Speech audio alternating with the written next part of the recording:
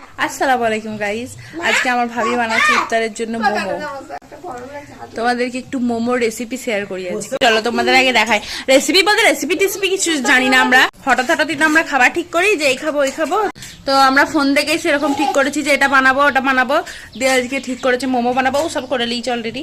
আমি খালি এবারে সেই মোমোর ওই আটাটা আর কি যেটা হয় ছোট ছোট করে ওটা করবো। ওখানে স্যুপ বানাচ্ছে, স্যুপটা তোমাদেরকে দেখাই, দাঁড়াও। ভালোই হয়েছে কালারটা। এরাই স্যুপ, ওইদিকে হচ্ছে বেগুনি এন্ড এই যে চিকেন।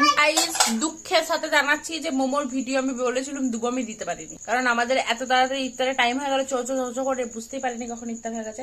মোমো আমাদের হয়ে গেছে, আমরা অর্ধেক খেয়ে নিয়েছি। অর্ধেক এত আমার মনে পড়েছে যে ভিডিও করতে হবে, ভিডিও। তো চলো তোমাদেরকে দেখা আমরা কিরকম মোমো করেছি। হ্যাঁ, এই যে আমি শেপ দিয়েছি মোমোর। হাসো না গাইস, হাসার কিছু না, পারি না, প্রফেশন কি সেটা নাই। তবু আটা গোলার ভেতরে চিকেন গেলেই হলো, আর সেটা সেদ্ধ হলেই হলো। ও হয়েছে, ও খেয়ে নেবো, আমরাই তো খাবো। এখানে ও স্যুপ সার্ভ করছে। আর আমাদের কাছে যেহেতু মোমোর স্পেশাল সসটা আমরা বানানোর টাইম পাইনি, ওটা বানানো ভালো হতো, তার জন্য এই কিষান। চলো না দেবো না। আর আমার মাম্মা আমাকে বলেছে পচা, আমি পচা। সসটা আমার হাতে আছে বলে বলছে আমি ভালো। আমি পচা তো আমি দেবো না, সস দেবো না। না, আমাকে আলিজা বলেছিল মাম্মাম পচা। ভালো হলে হাম খেতে হয়।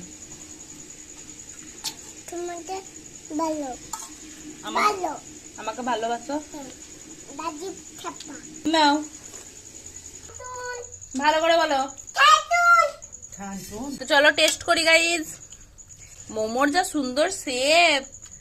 দাঁড়াও, এই যে সসে ডুবলাম।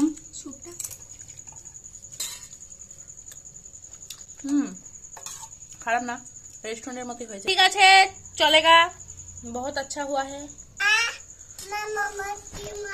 আমার মামা বলছে মা মোমো কি মজা।